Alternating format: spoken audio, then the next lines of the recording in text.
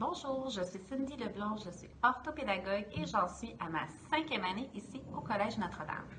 Je suis vraiment fière de pouvoir vous présenter le service d'orthopédagogie car depuis plusieurs années, nous avons apporté des bonifications, des améliorations vraiment intéressantes et tout cela dans l'intérêt de votre enfant. Alors, qu'est-ce que c'est l'orthopédagogie? En fait, notre rôle est de soutenir et d'accompagner des élèves qui ont des difficultés d'apprentissage avec ou sans diagnostic et qui sont dans un cheminement régulier. Alors, pour ce faire, on va leur proposer des moyens, des stratégies à mettre en place qui vont faire en sorte que le jeune puisse développer son plein potentiel. Et puis ça, c'est vraiment important. Notre service, il est un peu différent de celui du primaire, dans le sens que nous, on ne va pas faire du soutien direct dans une matière précise, mais on va plutôt miser sur des stratégies qui peuvent se réinvestir dans l'ensemble de toutes les matières. Donc, on a différents blocs d'intervention.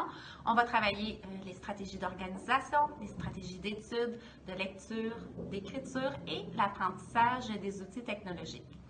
Vous devez savoir que c'est un service qui est gratuit, adapté au rythme et aux besoins de votre enfant.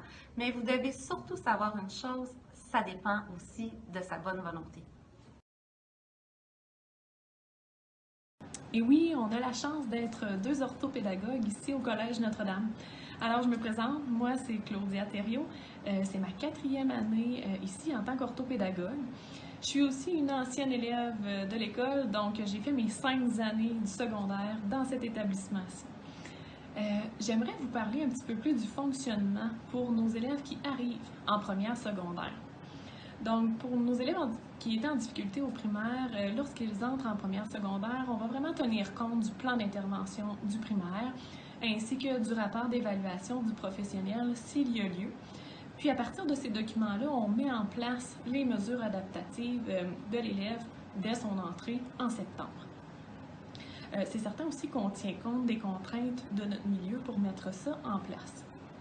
Je dois vous dire aussi que ça ne veut pas nécessairement dire que si votre enfant avait un suivi en orthopédagogie en 6e année, qu'il va automatiquement en avoir un dès les premières semaines au collège. Au contraire, les premières semaines sont vraiment consacrées à l'adaptation. Donc, l'élève doit s'adapter à son nouveau milieu, à son nouveau groupe de classe, ses nouveaux enseignants. Et c'est par la suite que les enseignants vont observer les élèves et nous faire des recommandations pour les besoins particuliers en orthopédagogie. C'est certain que pour nos élèves, par contre, qui utilisaient des logiciels d'aide comme Lexibar, par exemple, ces élèves-là, on va les rencontrer individuellement assez tôt dans l'année pour nous assurer qu'ils maîtrisent bien leurs outils et qu'ils sont fonctionnels rapidement pour aller en classe. Ça va nous permettre aussi, ces rencontres-là, de voir s'il n'y a pas d'autres besoins, justement, à travailler en orthopédagogie.